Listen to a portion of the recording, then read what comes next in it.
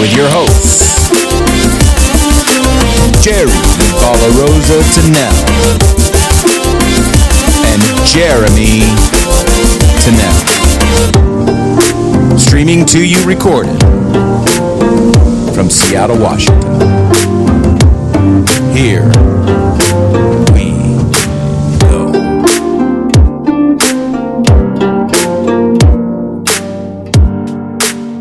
Good morning, everyone, and welcome to another episode of the Plowline podcast. I'm your host, Jeremy Tennell, and I'm here today with one of my cohort colleagues from the California Institute of Integral Studies, Nancy Zamierowski. And the two of us are on track to graduate and finish our program here within the next year. And we're currently in our comp exam courses, which is the courses that you take as you're wrapping up your dissertation coursework and getting ready to write your dissertation. So today I thought Nancy and I would sit down and have a conversation about what it is to be a graduate student, to be a PhD student, and what it is to try and take a fundamental idea that you're trying to bring to culture and to the world and place it into some sort of operationalized context. I'm going to have Nancy introduce herself. So Nancy, how are you? I'm good. Thanks for having me today. My name's Nancy. I am as Jeremy said, a PhD student at California Institute of Integral Studies in the Department of Transformation and Consciousness. My work bridges system sensing, embodiment, and collaborative inquiry, really looking at how teams using their embodied ways of knowing can support better collaboration, commitment, and coherence. And excited to share more today. Awesome.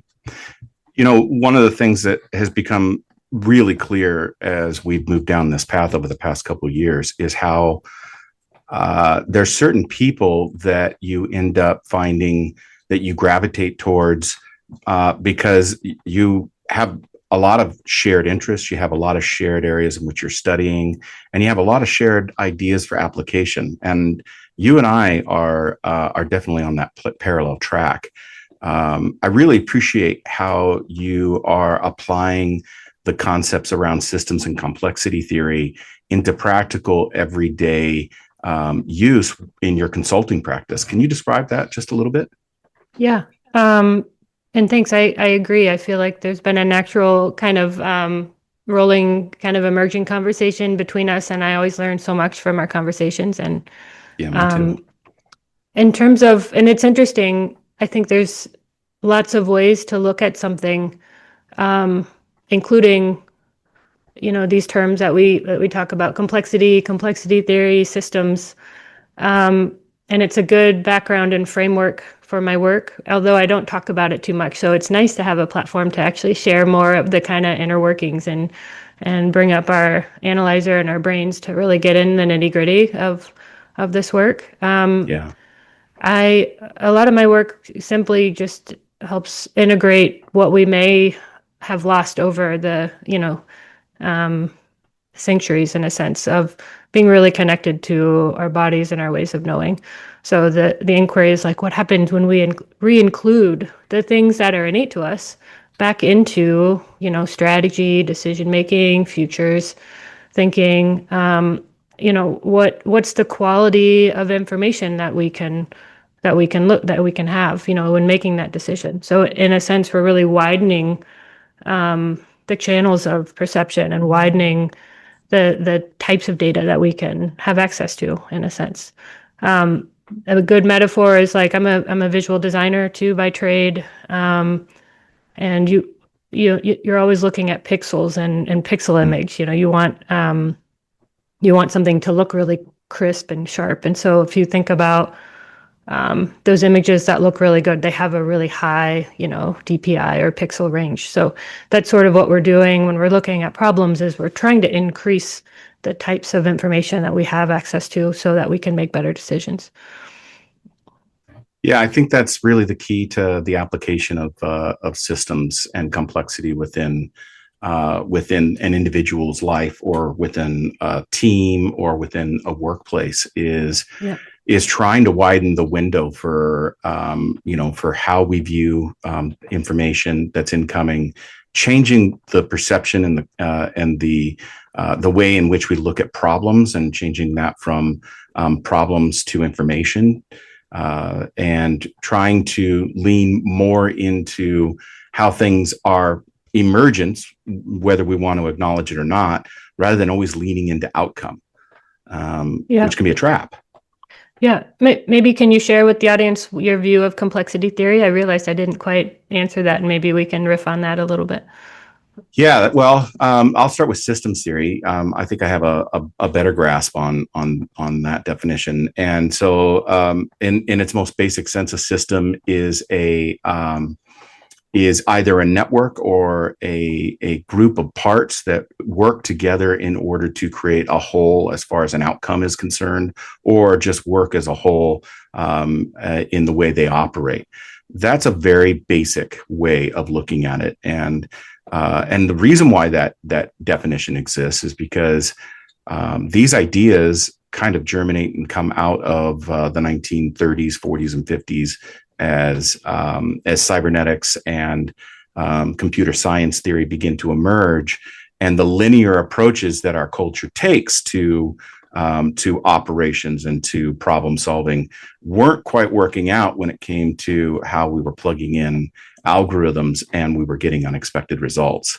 And so by the time you reach the 1970s, you have Donella Meadows, who I know you've studied, and she's a part of your dissertation work, who begins to kind of formulate that into more of a cohesive framework for operations as an organization.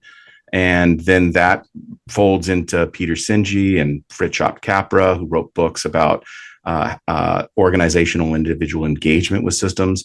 And I really think, based off of our conversations, that what you and I and others are doing at this point in history, at the emergence of AI and living in this digitally informed world, I think that we are adding to this emergent theoretical framework, this philosophical paradigm for how to observe the world in the midst of complex times.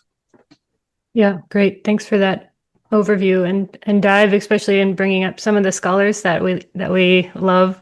Donella Meadows has a really beautiful quote. It's sort of like, it speaks to system sensing or system thinking as kind of a rational tool to look at systems. So in a sense, it's like, what does she say? Something like about being a box, heaven forbid we need to open up the lid. The sense of like, we're actually just making models here.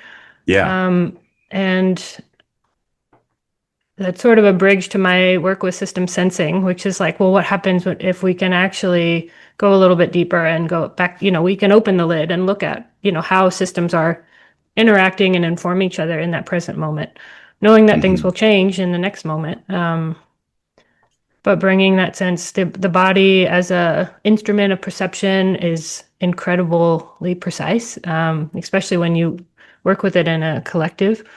And you're tapping into intelligence that I feel like is needed for this time. It's sort of the models of system thinking are really helpful, and there are ways in which we can actually open that lid and see what else is needed. What else do we need to know about something from a specific, inquiry and vantage point in that moment.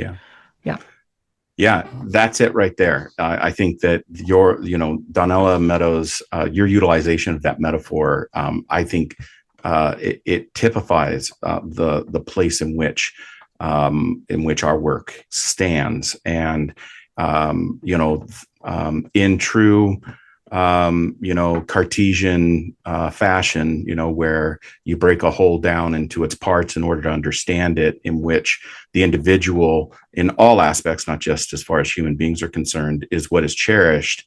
In that model, even the great systems thinker, well, that's not quite true. But the great system seekers were certainly trying to hint at the idea that we need to embed the human perspective into our systems models, because it's all out here. A system's out here, and all you have to do is kind of understand the model, and you can maybe, figure out where your leverage point is. What you and I are saying is, no, no, no. The human body is a node in the system in which we can actually step into the model, and we can influence systems and acknowledge where they're influencing us. Or it's an acknowledgement that we are part of the system and we do influence systems. Yeah, and we can we can create change through that yes. node. Yeah. It brings awareness to it, right? We already are, but that awareness is key. And I love this. I love your work and your inquiry in this. Do you want to share with the audience a little bit more about the way in which you're bringing a systems complexity lens to your inquiry? Yeah, thanks for asking that. I'm currently working under an inquiry question that asks, how do personal practices of coherence, such as self-reflection, self-awareness, self-regulation, and ongoing self-inquiry, influence the systems around us at a multi-scalular model, which is in its essence holographic and fractal. And so in order to build that inquiry question into my dissertation, the first thing that I'm doing to give it a frame is I'm drawing in the current science of holographic and fractal physics and our understanding of the universe, so holofractal. And once that frame's kind of in place, it gives us an ability to figure out where we as an individual fit within that model, which I'm calling a node within the system.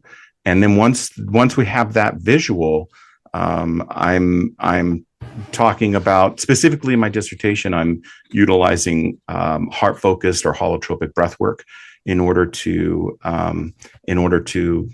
be an engagement for that. But there are many different ways in order to engage in systems work, and system sensing is an area in which which you've done quite a bit of work with organizations on. Yeah. I appreciate the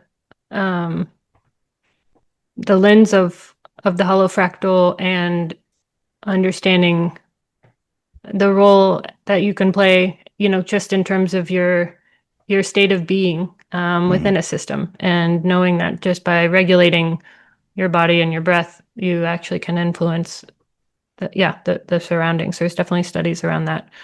I've seen them in my systemic classes, but I don't have the details from those. But go ahead. Well, I think the idea is if we want better systems, right? And we're definitely living in a time in which we're kind of all saying we need better systems. If we want better systems, then we need better practitioners. We need individuals who know how to engage, because the concept of hierarchical authority, that's part of what's failing under the current emergent digital AI paradigm. Yeah. There's a beautiful quote by Bill O'Brien that was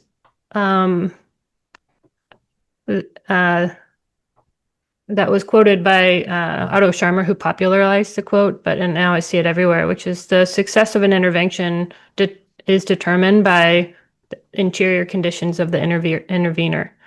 Oof. I don't know if that's exactly, but that's kind of the gist of it, which is knowing that my guess is that we're all frequency in a sense, right? And so by attuning ours, we can actually influence the system. So I'm excited for your research and excited for what emerges in that.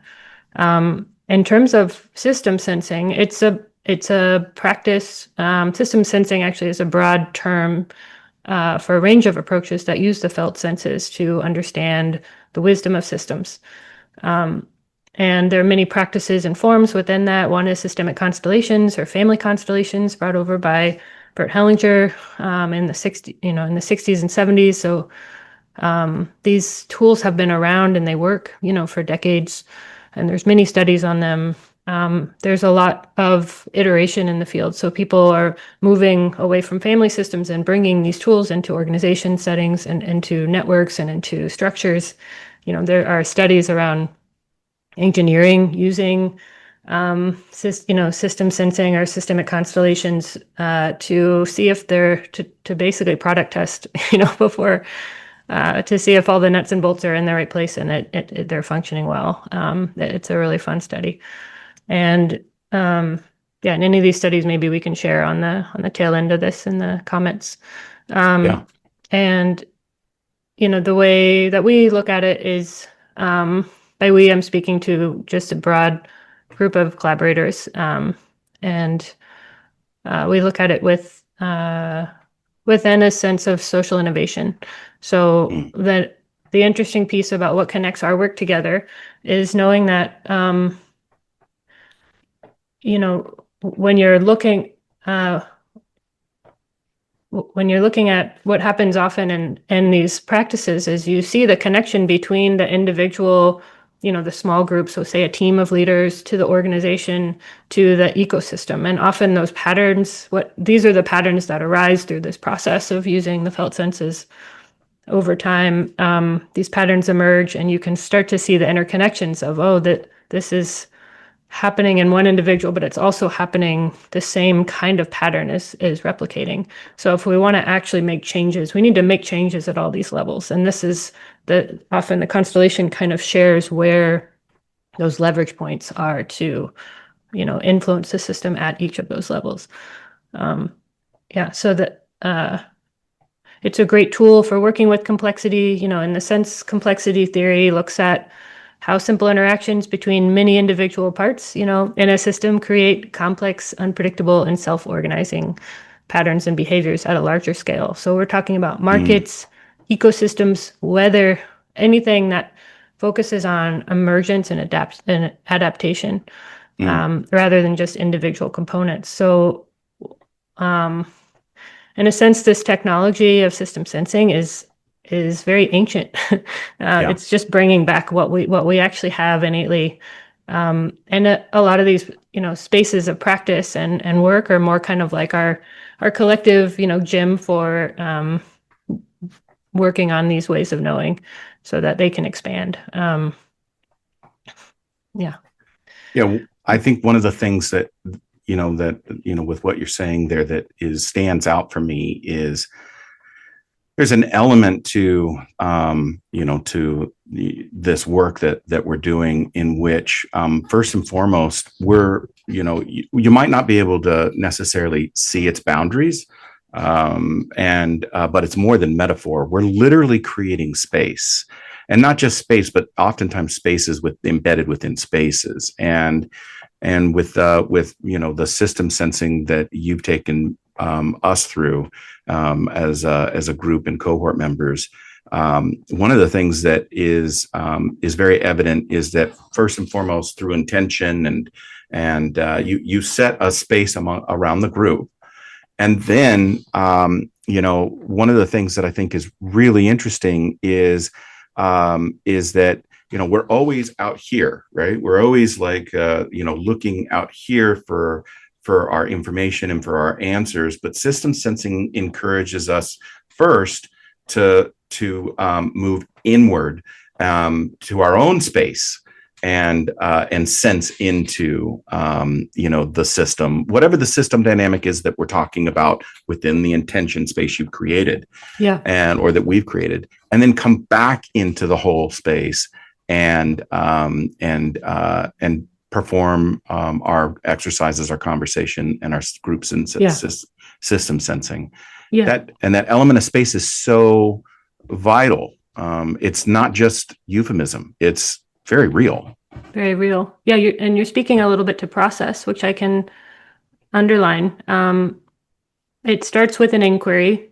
looking at systems through an inquiry helps create, in a sense, there's a saying in systems where if there's things that are unconscious, or not unconscious, but in the unconscious layer, that they want to actually be seen and recognized and acknowledged. So in order to create a scope or an understanding of what we actually want to emerge from these, practices, we need to create a boundary. So the inquiry actually helps us do that, creates a spotlight in what we want to see. And then the second piece is defining what parts of the system we want to look at. So these are what we call elements. And there may be 3 elements or 5 elements. But often part of this is also that you need to place yourself as the person that's creating an inquiry, or as the team that's creating the inquiry. You are always part of that system. So you need to name yourself as that. So we're always looking at systems from a view where we're included. That's one of the principles within these practices. And then within that process, there's a period of people taking, what we call roles, or stepping into this understanding of what that element is from that perspective. So their job is just to say what's present for me in this moment. And so it's a practice of making the implicit more explicit and saying, this is what I'm noticing, this is what I'm feeling, this is what I'm receiving from this perspective at this moment. And then as other people start to speak, then that becomes a dynamic interplay of we go one step at a time. So what happens, from moment to moment is how we start to reveal what those patterns are. And then what you brought in is, in that way of sensing, we're often dialing down our ways of, our cognitive ability. So we don't want our analyzer on board at that time. We just want to, hear what our body's saying, or what our senses are saying. But then there's a time to reintegrate all that back. So I think that conversation, we call that sense making.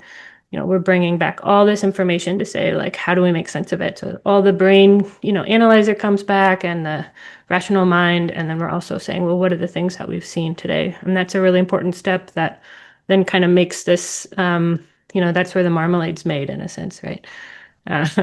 Put it all together. And then from there, teams usually have a clear step.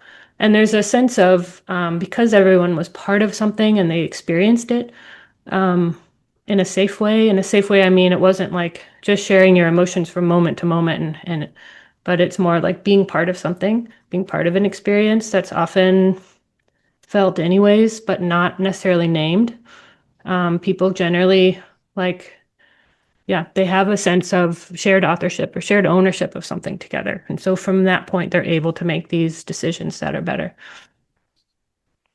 And in your experience, when you've guided teams and organizations through this, and they come to that place where they have that share, they might come in as individuals, and then they come to this place. How does that change the dynamic within the boundary that you've set?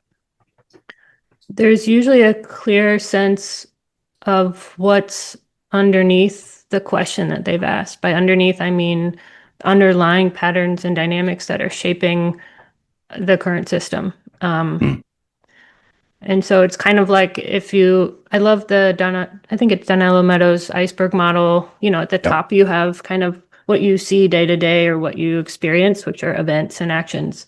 At the very bottom layer, you have kind of values. And so these practices can reveal those kind of bottom layers down to the value layer. And so you may sense of what's actually, those layers are often hard to access with the brain, honestly. That's why they're kind of in the unconscious. So once those are made conscious, it becomes clear how to move forward in a way that's, healthier for that team. Yeah, that is that's an important distinction, and it's one that is incredibly not well known. We are living in a time in which there's so much information out there that in the past 20 years, the breakthroughs that have happened in neuroscience, in our understanding of how the brain works, in consciousness, are buried. And they're buried under, first and foremost, old paradigms, because that's where everybody resides. And secondly, by a mountain of information that some of it has something to do with those things. A lot of it has nothing to do with those things. There's just so much. But the reality is, and because this is our field of study, is that our understanding of cognition is dramatically different than what you and I grew up with, and the idea that cognition resides solely in the brain. And in fact, the cognitive system is certainly, the brain is a part of it as a logic problem solving center with over 1 trillion neurons, but the heart is also an intelligence center with 50,000 neurons sitting in a little spot on top of the heart that looks kind of like a brain. And then the gut holds 1 billion neurons, and that's all connected by the largest nerve bundle in the body called the vagus nerve. And that is an incredible scientific breakthrough that is not common knowledge. In other words, your cognitive system does not solely reside in the brain. It is your body, and it is these cognitive centers within your body. And when we enter these spaces, and through the works that you and I provide and do within organizations, we're teaching leaders, team members, individuals how to access that. Yeah, and you're hitting on another theory here, an exciting kind of evolution of theory, which is enacted and embodied cognition, which is like we have intelligence all across, these channels that work together. And thank you for that. You had great articulation of that experience. Yeah, or that phenomena. Yeah.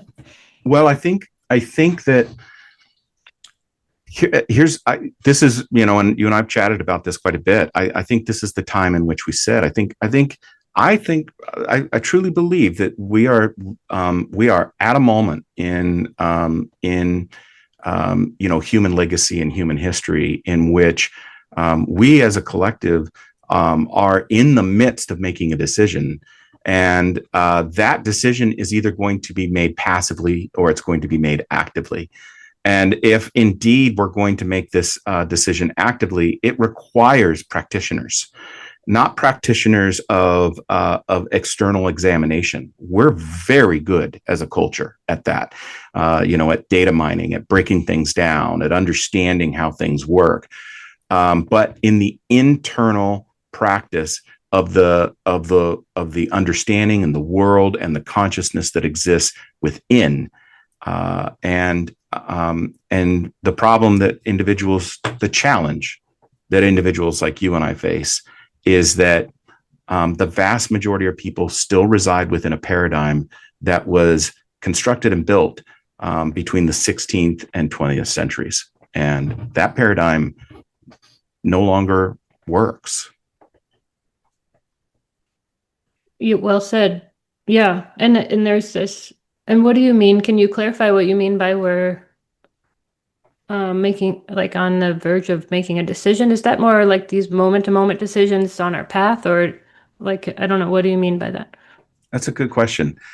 In the point that I was making, I'm specifically kind of referring to us collectively, but that's the hollow fractal nature of the scale, right? Going from ecosystems to organizations to teams to individuals, and then from those individuals, you've got families, you've got friends, you've got community, you've got, right, and so we have all of these boundary levels interlaced within each other that are scales of what it is to be a human being. And we live in a world in which we've been taught that hierarchical authority is how decisions are made. Hierarchical authority is how systems change. But as a systems practitioner and theorist, once you kind of understand how a system actually works, that's not true. The systems can be altered or adjusted through policy, procedure, precedents, but it's still the same system. And so systems transformation really does take place when those that embody the system, the individuals within the system, change and transform. And if the change and transform is one of coming to an understanding of what we are as human beings and as embedded beings within the broader system and how we influence it, then we're going to have to start learning how to engage these tools. Great. Yeah. Yeah, I agree with that. I come from a lens of like a pragmatic optimist, in that, well, what's been helpful for me is understanding principles of systems. So there's a principle that says, the system likes to be in balance. So often what happens is, something will rise up, and then there's a resistance of some sort that will come, a resilience of some sort, and will then also rise up. So I feel like if you just look at history over time, we're seeing cycles of that. You can actually stretch out and see longer cycles of that. So and in the kind of moment we're in, my pragmatic optimist lens goes on and says, as things get, as things get intense, there's also, if you look for it, there's equal evidence to show the light coming out, or the response, resilience, or people becoming more aware, or people finding new ways to respond. That's actually working, right? And so I'm seeing there in every moment. I'm seeing that trend, and I'm looking for it. So it's one way to look at these tragic events, where you can actually look for also the response that comes often after. It may not be immediate, but often there's usually something that counterbalances the system.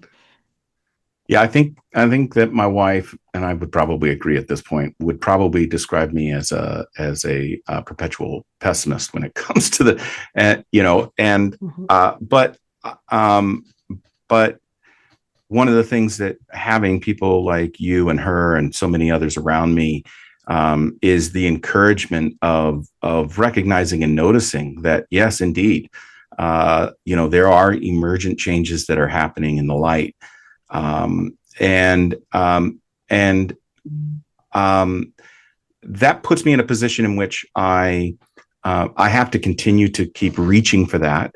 Otherwise, why do, that's one of the things my wife would tell me often when I would kind of tell her, like, lay out the problem in a very pragmatic, like, clear format, which would make her feel defeated. Like, why are we even doing this? And so, my response to that was, because there's something beyond. There's something beyond, the problems that we're facing and the problems that may yet to come. And our responsibility and our job is to what is beyond. And I think that it's really important to keep your focus on the light.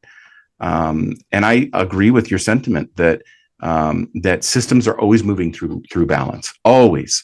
When it leans one direction, it starts coming the other. When it leans that direction, it starts coming the other. And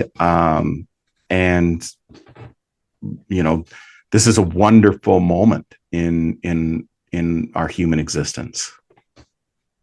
Yeah. Thanks for seeing that. I agree. And maybe this is a good place, I don't know about you, but a good place to close, where it's like we're arriving naturally at this outcome of what we want, in the sense of futures that we can all be part of, whether we call that better futures or futures in which we've shaped them actively. There are tools in which that can support that. I think you said keeping that focus on something better, but also through the present moment, through these tools, are actually working with what are those patterns in this moment that we can shift. Yeah. Nancy, why don't you tell the audience how they can find you, your website, and a little bit about your book, which I'll leave a link for in the description. Great. Thank you. You can find me on my website, Nancy Zamierowski. It's just my name.com. And there's a group of us that had held a practice space together for 4 years. We put a lot of those experiences into what we call a practice guide for system sensing. And you can, it's called System Sensing. We thought we were going to make a series, although we still may. So this is kind of the first of the series. So we called it Foundations. And it's an exploratory guide of the sensing journey method, which is an individual method, so that you can do these at home. There's all kinds of beautiful cases, 20 cases of really different experiences. And then they have these graphical pictures. So this is moving through a learning edge. These are more artistic representations, but this is kind of you can get a sense of how to construct a system with elements. So those pictures are elements. Let me see. This is, moving through and finding your authority. So we have different elements for future, next steps, resource, role, past loyalties. And then I do a lot of sensing through visuals. This is kind of an artistic rendering of something that I did many years ago. Sensing into voice power belonging was a collective theme that arose at a conversation. So you can get a sense of some of these cases through here. So yeah, find a copy, and you can find that on my website, or it's on Amazon or any kind of local bookstore. You can find it in the if you search for it. Yeah, I bought it as soon as you had mentioned it last year, and I've gone through it. The artwork is incredible. The exercises and the testimonials are awesome. I encourage, if you're interested in the ideas that Nancy and I are discussing, I encourage you to go and pick it up. And this conversation on systems is going to be an ongoing conversation that I'm going to be having at another YouTube channel and another podcast, which is YouTube at youtube.com/Zoetic and or Zoetic Academy.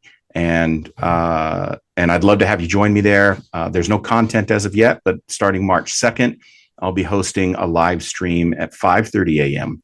You don't have to be there. It will be recorded. It's only 15 minutes long. I do encourage you to be there to start your day with some quick breath work. We'll do 10 minutes of dialogue and then 5 minutes of engaging breath work, in which we can foundationally get an understanding of this. I also encourage you to dig in and understand the concepts around systems and complexity, because we are living in a time in which the paradigm that we were raised with doesn't fit what's emerging out of our current world. So if you're interested in systems and complexity and how it can work as a lens to be able to view and see the world, not just to create models, but to step into them, then please, by all means, follow me at Plowline. You can also follow me at patreon.com/Plowline Productions. Nancy, thank you. Yeah, likewise. Great to be here. Yep. All right. We'll see you next time.